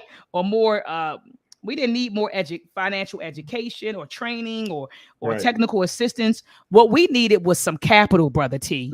We needed funding. That's what we needed. And so much so that when the 2008 financial crisis hit and she starts talking about that, they bailed out the big banks. It broke my heart, T, when it said one of those black-owned banks, the Carver Bank, it used to be black-owned, but they ended up being bought out by like J.P. Morgan and Chase, and it was like another one they named. Let me get into it. The Carver Bank, I think it was Goldman and Sachs, but it was a whole bunch of them that bought them out. And then the shareholders were reduced. The number of black shareholders was reduced to 2%, Brother T. When and then one bank just got lost. They didn't bail the bank out at all. So during this 2008 financial crisis, you'll see that they bailed out the mainstream banks. So they gave money to the Goldman and Sachs and the investment bankers. They gave money to, hold on, let me find the page because I'm just talking right now. 269, I believe. 269. Thank you. Yes. Go ahead, Brother T. No, so the bank did not receive a bailout and failed, causing losses to the inner city Chicago residents. This was Shore Bank, by the way, not Carver. Go ahead, brother. Okay, Shore Bank. After failure, the bank assets were taken over by Urban Partnership Bank, which was a consortium of top Wall Street banks and investors, including Goldman Sachs, American Express, Citigroup, Bank of America, J.P. Morgan Chase, GE Capital, Morgan Stanley, and Wells Fargo. All of these politically connected banks had received not millions, billions in TARP bailout funds. The bank is now certified CDFI, and all the investor banks receive a CRA credit for their investment. So they got a backing. But the Harlem's Bank also failed. So all the black banks just continue to fail. They doing everything. Remember, this happened always since Benga. Yep, since Benga. They've been letting black banks fail instead of infusing them with the capital needed in order to survive. They just said, let them fall. Big bank eats smaller bank. I'll take smaller bank. It's the saying, right? So the Harlem Bank also failed, but the slightly different result. After its main competitor, Freedom National Bank, failed in 1990, Carver remained as the only black-owned bank in New York and one of the largest in the country. As we learned later on, that also failed. Yeah, but what happened was, and I'm glad you talked about that, it was the largest bank, but look at this. It said on the brinks of collapse, the bank had to turn to the behemoths downtown for salvation. Carver, which was Harlem's bank, received help from Treasury and a $55 million cash injection from a consortium of Wall Street banks, including Goldman Sachs, Morgan Stanley, Prudential Financial, and Citigroup. After the bailout, the U.S. Treasury owned 25% of the bank, with the Wall Street consortium controlling another 73%. Thus, the original shareholders were left with just 2% of the shares of their bank. So she said the purchase saved the bank, but wiped out the shareholders, many of whom were Harlem residents and long-term investors in the community institution. The bank is now listed as Black controlled instead of black owned. So the country's largest black owned bank has ceased to be owned by blacks, but it's owned by the same few banks that own virtually every bank in this country, Brother T. Mm. Every bank in this country. And so, but then hold on, T, because you know how they do us one way, but do the white folks a different way. Mm-hmm. It says at the top of page 270, she talks about Citigroup and Goldman Sachs. And she said, key actors responsible for the financial crisis. I wish she would have expounded on that. But she said they were exposed to severe losses during the 2008 financial crisis. The government bailout restored 100% of their shareholder value. What? Their shareholders lost nothing. The same Wall Street banks that were enriched by pushing black families into subprime loans now owned one of the few remaining black banks that were working to serve rather than exploit the community. Mm. So they said they restored them 100%. Their shareholders didn't lose anything. So that that once again, and it was said in the chat by one of our family members, is that capitalism was not for blacks. It was not for us. And even though we participate in it, and I agree with Pan-African designs and apparel, they're supposed to fail. It's the enemy's currency in enemy territory. It's time we stop expecting anything from our historical enemies. What we are going through tonight and what we're explaining is that every time we put into the banking system, the economic system, the political system, it has failed because they take care of their own. Those are part of their network of the central banking system. Those big banks were supposed to swallow the small banks because it was designed like that, based off their policies and policies and things. And as we learned in page 274, that banks don't have mercy. It don't have mercy. So who was under that thumb of black banks not taking care of black churches? Because when black churches were foreclosing on their loans, they expected the black banks to take care of them. The black bank said, I can't offer you any mercy. Mm. So the thing is this. We believe that if we put our money into the black banks, that the black banks are going to forget the rules of banking.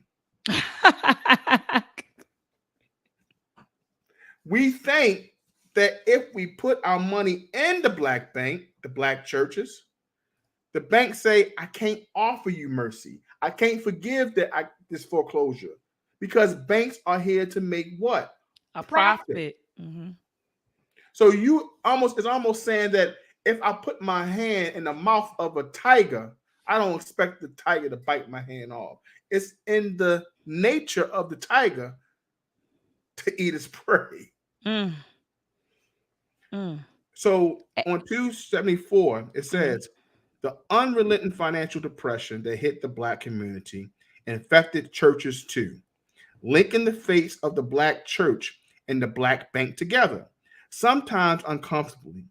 Often a preacher advised his parishioners to deposit funds at a black bank.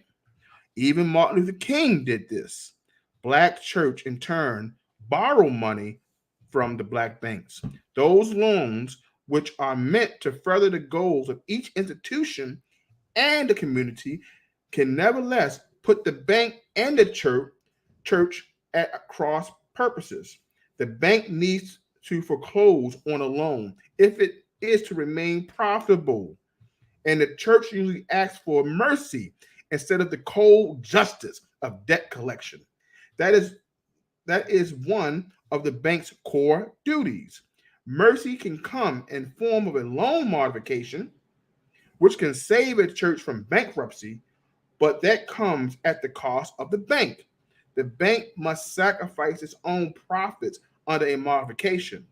Black banks that are already operating with a silver profit margin may not be able to afford the mercy. That just tells you right there. Just like we put our money in a bank as deposit, as direct deposit in our checks, and in 2 to 3 days we pull the money back out. How is it helping the bank? The bank cannot loan the money to gain any profit, any interest. The same thing happens when we buy into a black bank. The black bank can't help us if we foreclose on it. What this is showing that even through economic depression, what was happening, even through economic depression, the church and its members were going through the same recession. And if the people cannot donate and give tithes to the church will falter because churches rely on federal funding and also its members. So if the members are going through it, the church is going to go through it. And if the churches and the members are going through it, the black banks have to do what they had to do: foreclose and sell. Yeah, that's what they did. And So yeah. banks can't offer mercy. And then she mentioned that a lot of the black banks, they just weren't in the position to say, okay, let me modify. Because, some people say, well, why didn't they just modify the loan, right? It's a black bank. This is a black church. Why did they modify the loan? So that they wouldn't have to foreclose on the church's property or the church's assets. And so Baradaran said, well, sometimes these black banks, a lot of the times, Brother T, they just weren't in the position to modify the loan. They just weren't in the position to do that. We just learned why could they modify the loan, which may have saved the church from bankruptcy. But what happened to other banks? They were from bigger banks. They infused money inside the bank, right? Which helped them to cover all their debts. Right. Who was going to help us do that when we just learned that former banks were just allowed to fail? There was no one there to assist. It's almost like when a debt collector calls your home and it says, Brother T, do you have $1,000 to pay this credit card? And I say no. Well, do you have a mother, father, or sister, or brother, aunt, or uncle who you can lend that money? They can lend that money to you to help you out. And I says, nah, they tap too. Well, I guess you have no more access to the money on the card, and we're going to take you to collections. That's how black banks were. They had no one there to bail them out. Nobody. And it talked about that clash, Brother T, that happened between the black church in Boston. It was a historical church in Boston that was linked to Frederick Douglass and Sojourner Truth, and how they defaulted on a loan with a bank, with a black-owned bank. And, the black bank said, we're going to have to foreclose on a property. But then they started going to the media and putting it out there. And, I mean, literally like lambasting the particular bank. And I don't know whatever happened. I don't think she explained the outcome of it. Did she, Brother T? She just talked about how they blasted the church and other activists blasted the bank in the media, not understanding that. And I'm looking for it right now, not understanding that this bank wasn't in a position, Are you talking about the bank that was in Chicago that President... No, it was in Boston. It was in Boston. Okay, I'm sorry. And it's somewhere around here, 274, 275. Sister Crystal, where is it, Sister Crystal? Oh, no, it's 273. In fact, one of the purposes, so Broadway Federal Bank. Yep. Broadway Federal Bank. I'm trying to look for it, family. Bear with me. Okay, it's on 274 where you read it. Talking about Martin Luther King, black churches, lenders, profit, poverty. I can't find it. I'm looking for it, Brother T. But I know that it was a bank she mentioned, and I'm looking for it, Brother T. It was a bank that she mentioned, a black-owned bank that was connected to a church in Boston that was a historical church. And they defaulted. Jim Seals of MNF recounted that in 108 years of lending bank churches, the bank has seen only 2 failures because the bank always tried to work with the church. Here is the bottom of 271T. It was the St. Charles AME Church. So it says One United was caught in one of the oldest struggles facing black banks.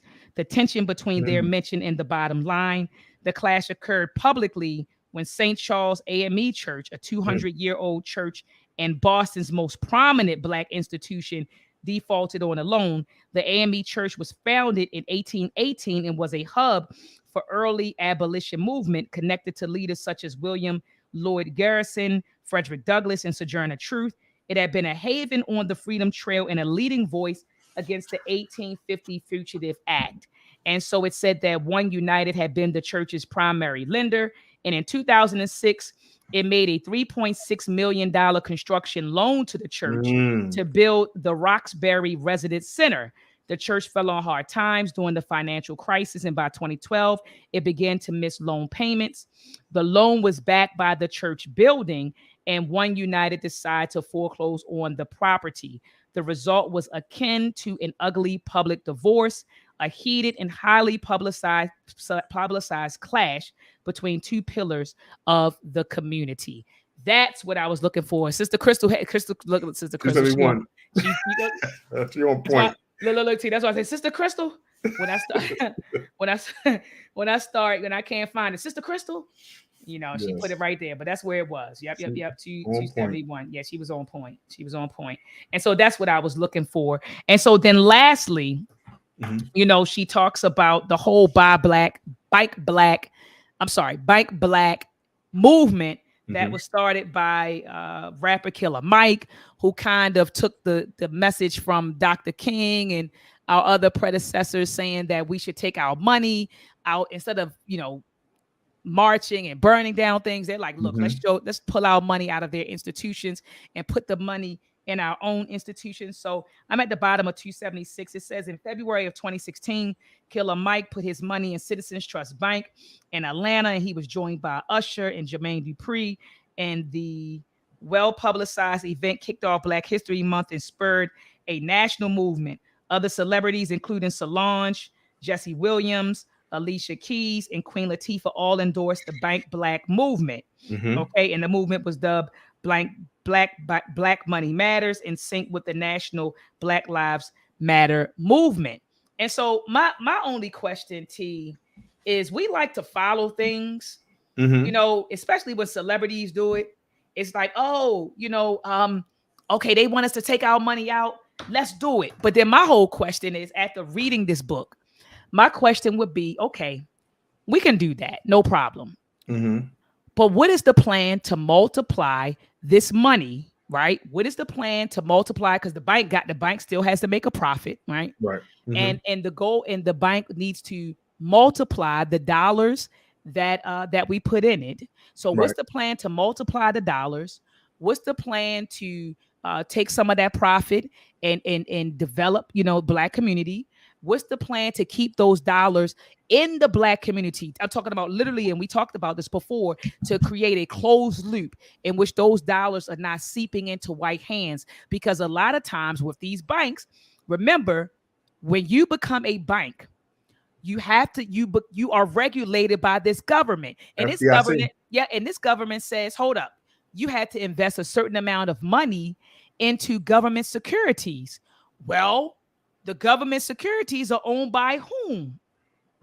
And they take that money. Remember, she talked about in the book how they take that money, and that money ends up being put towards development in white communities through the government securities. And so she talked about that, Brother T. She talked about that, Brother T. And so we got to remember. So my whole thing is, if we put the money in the Black community, in the Black bank, what is the plan? What is a plan to multiply the money? What's the plan? What is the plan to divvy up those profits? How will those profits be utilized to benefit the Black community? And what's the plan for keeping those dollars exclusively in the Black community? And I'm gonna say this: it will be hard. It will be hard to do that with the bank regulations that our banks have to, that Black banks have to heed to. So, Brother T, did you want to say anything else on that? Just to focus more on what Killer Mike was trying to do, and I know that this chapter, this last couple pages probably end chapter, but the Bank Black movement Black Money Matters movement meant well, but it didn't take in consideration of what you just mentioned about a closed financial system and understanding that our money would seep back into this economy anyway, which would not benefit us. So we would truly have to create that system in order for it to be beneficial. But I do understand his cry or their cry to say, pull the money out of things, or out of institutions that are not benefiting us. At least we can get their attention. But this financial system is built in a way that it will eventually get in the hands of our oppressor. Okay, absolutely. I mean, I couldn't agree with you more, brother T. I couldn't agree with you more.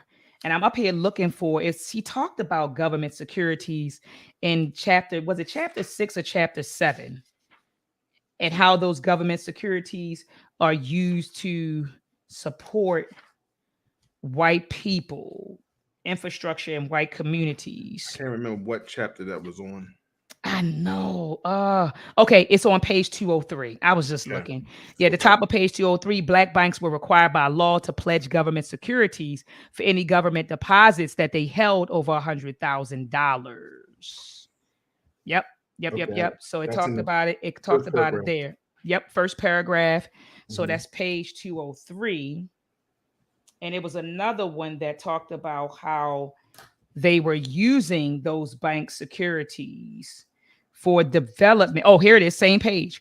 In the middle, it says the black banks were taking deposits from the community and channeling them to investments in government securities that were being used to finance mortgages in other communities. That's what I was looking for. So how would the black banks today, brother T, avoid that? Yeah.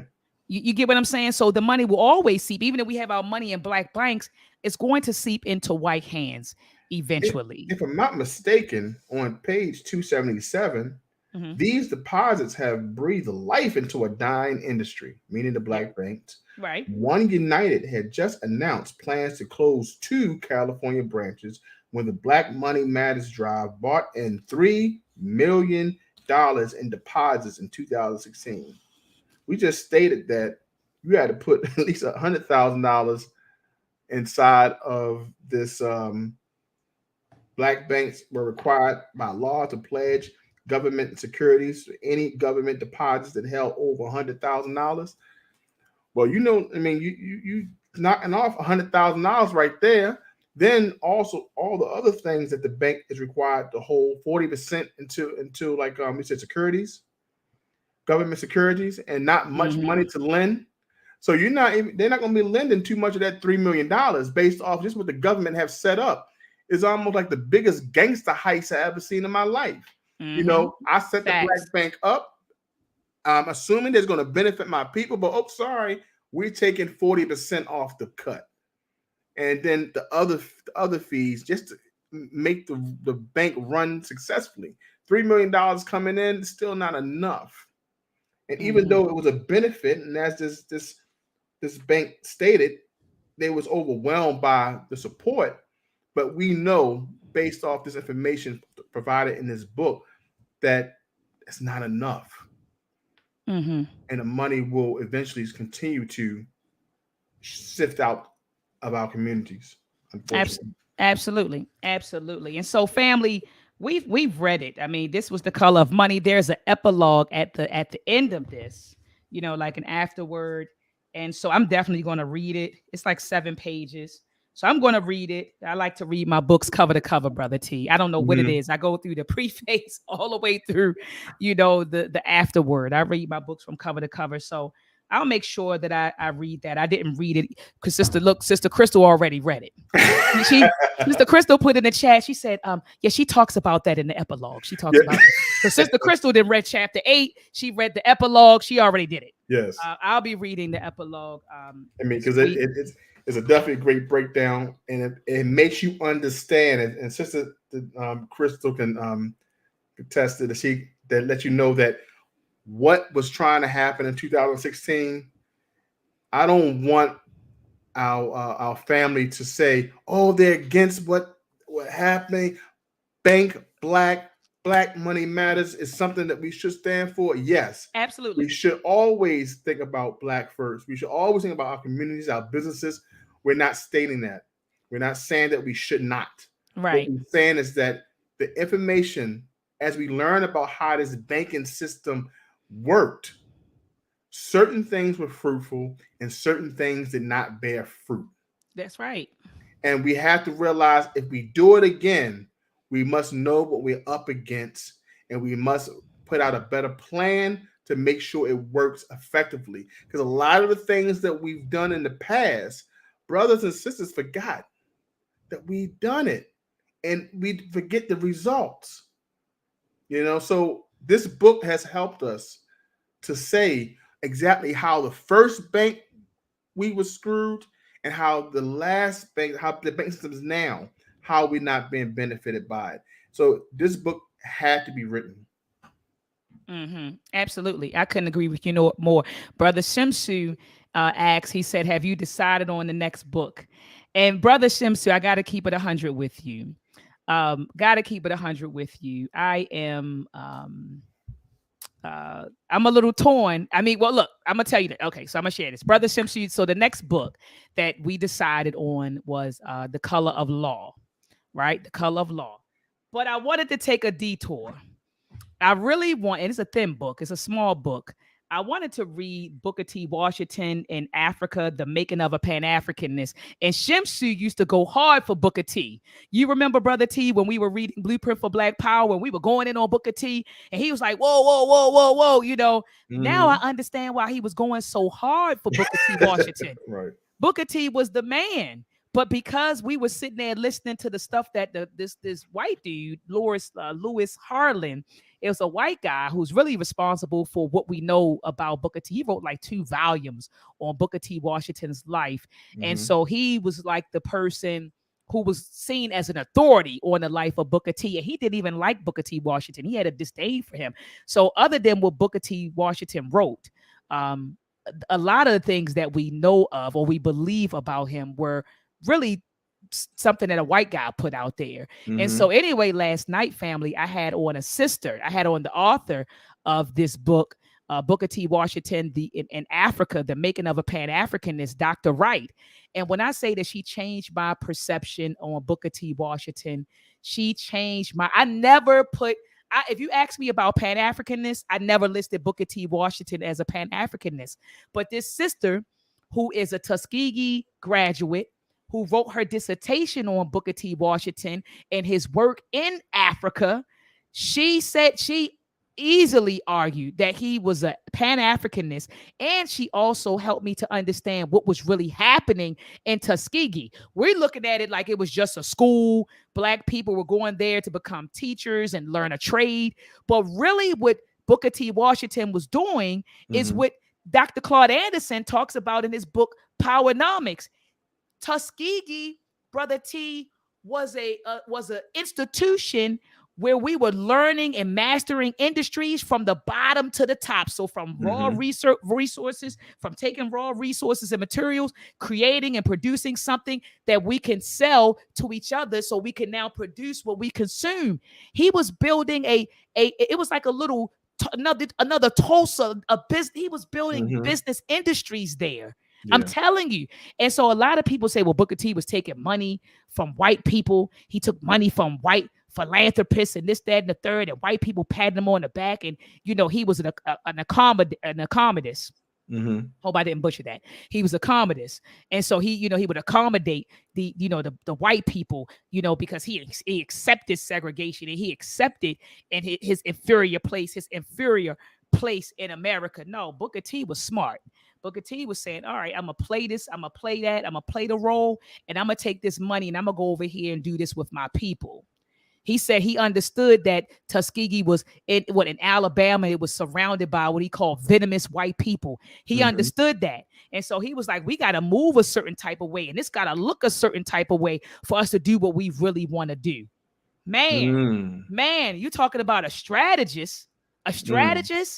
And then another thing, and I'm gonna let you all go. Another thing that this sister brought up was the African exclusion measure. Brother Shamsu, you know what I'm talking about. Eh, The African Exclusion Measure Act. Booker T. Washington defeated that. So white folks were saying, look, anyone of African descent cannot come into this country. And so Booker T and his Tuskegee machine, they defeated the African Exclusion Measure Act of 1915. And that is the reason why Africans, people of African descent from other countries can even come into America, because the white folks said, we don't want you here if you're of African descent, because more than likely you are a criminal, you are poor, and you are savage. And it was Booker T. Washington who defeated that act. And that is why Marcus Garvey and others were able to come into this country. So Booker T was responsible for opening the door for black immigrants to even come to America. I'm telling you, Brother T, Booker T was the daggone man. And I'm telling you, family, if you did not watch the interview last night, this sister blew my mind. She blew my mind with the amount of information she shared on Booker T. And now, Shamsu, I see why you went so hard for Booker T. Washington. And I never looked at him, Brother T, as a Pan-Africanist until last night. And she even broke down the definition of a Pan-Africanist. And when you start studying the life of Booker T. Washington, he checks all of the boxes. He was indeed a Pan-Africanist, which further cements or further solidifies that we must control our narratives, Brother T. We have to tell our stories. This sister read, she said there are over about 1,500 pages of unpublished work from Booker T. Washington sitting in boxes in Tuskegee, and this sister spent years reading every last page. Wow. The sister's sharp, and she went in. We were on for about 2 hours last night, family. I'm gonna go back through and listen to it an hour tonight and an hour tomorrow. So, family, make sure you check out that discussion. It's mind-blowing, and it's filled with a lot of information. Brother T, so you make the call, King. Do you want to go here? A little quick short book that we can discuss, or do you want to jump into the color of money, the color of law? I mean, I think that because you have definitely put on a case on why we should go to this book next. The Color of Money is a continuation of our lessons, but I don't mind letting this book be the case. Number one, because it supports a Black author. Number two, we learn more about Booker T. Washington, because a lot of people have definitely written him off, because pull yourself up by your bootstraps has put a lot on him, that people called him so many names because of that thought. So this book can bring us to light, and then it can recharge us for the next stage, our next book. Okay, so family, you heard it. You heard Brother T, because I wasn't going to do it without you saying, hey, let's do it. So family, you heard him. Booker T. Washington in Africa, the making of a Pan-Africanist. This will be our next book club read.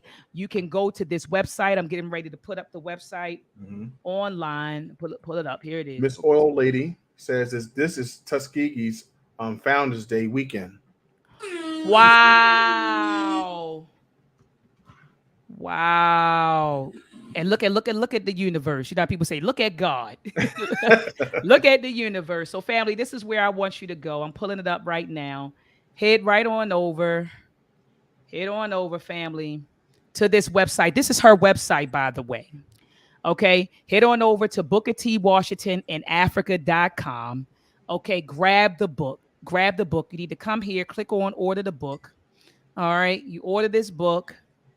Click buy now, and she'll get it to you probably within like 3 or 4 days. So like you said, Brother T, we're supporting a Black author, and she's doing the work. She's getting ready to come out with a revised version, but she said that this revised version is for people in academia. You get what I'm saying? So for this book right here, she is talking to us. She said, I'm talking to my people in this book. She said in the next book, she's talking to academia to set the record straight. So Gotcha. family, yeah. So family, make sure you grab this book. And Brother T and I will be back. We're going to take a 2-week hiatus. What you think, Brother T? 2 That's weeks, good. 1 week. What you want to do? Yeah, and we have to regroup. There's been some. This is a power pack book that we've just embarked on. The study, the explanation, and look, I'd like to say thank you to everyone who just comes by every week and every Sunday to join us for this book club. Don't forget to hit that like button. But I just wanted to bring it to Dr. Ma'at's attention that Mhm. tonight we had held a steady 67 to 70 people in the chat. So it just lets you know, and Dr. Ma'at over the week has always explained that, hey, our views are going up, more retention on the videos, more retention on the Instagram over the posts. And that's to thank you all for continuing to support us and to continue to take the information and you love it. And that means a lot to both of us. Absolutely. Absolutely. Absolutely. You said it all, Brother T. Absolutely. And so join us back here, family, on April. I'm looking at the calendar right now. That means if we take 2 weeks off, that's April the 24th. April the 24th, we will be back on. And that's more than enough time, family, to grab your book from Booker T. Washington in Africa.com. Okay, you can grab the book. And when you grab the book, read the first chapter. All right, no, we'll do the preface, in chapter 1. So it's 7 chapters. Oh man, the first chapter is only 8 pages. The second chapter is 26. So we can read the preface in chapter 1. We could discuss both of those on April the 24th. All right. And so, family, I'll be back live again on Tuesday. Remember, I told you, Brother T, that I'll be reviewing the Fox Soul panel discussion that I had regarding the question, is America a racist country? And so, family, in the meantime, get this book. I'm going to announce it on Facebook and also in our book club that we're going to move here. And then we're going to move to The Color of Money. So I'll make those announcements this week. Join me back here at 7 p.m. Eastern Standard Time this Tuesday to review the Fox Soul panel discussion. Again, family, if you haven't subscribed to my YouTube channel, not YouTube, my Instagram. Instagram. That's what I'm trying to put up right now. Subscribe to my Instagram channel. I put up clips all the time of discussions that I have and shows during the week. And make sure that you check out last night's discussion with Dr. Wright. Dr. Wright did a phenomenal job. So check that out. It's just so much content, Brother T, Yes. that's out here. And I'm just happy to be a part of the good content, the real information, that movement, because it's a lot of misinformation out there. All right, family. In Africa the Great, I did receive your books, family. I did receive your books, brother. He donated 5 of Baba Mwali Mubarudi's book, The Identity. So that's going to be a book that we'll read. Okay. And so he literally donated, I think it's like 4 or 5 books he donated, to the book club, for this. And so I appreciate you, Africa the Great. I do, brother. Thank you so much. Beautiful mind is upset that it's 2 weeks. The 2 weeks has passed. She gave the emojis of crying face. It's 2 weeks, but we'll be back. And CJ Young said he appreciate us and appreciate y'all. It means us in the chat. Appreciate That's right. you. That's and right. just thank you everyone for taking the time out. And Africa the Great, thank you so much for donating the books. Absolutely. Awesome. Just want to give gratitude because absolutely you can be anywhere, but you chose to be here with us. So we appreciate that. We do. We appreciate you. All right, family. Have a blacktastic week. If I don't see you or connect with you, peace and black power.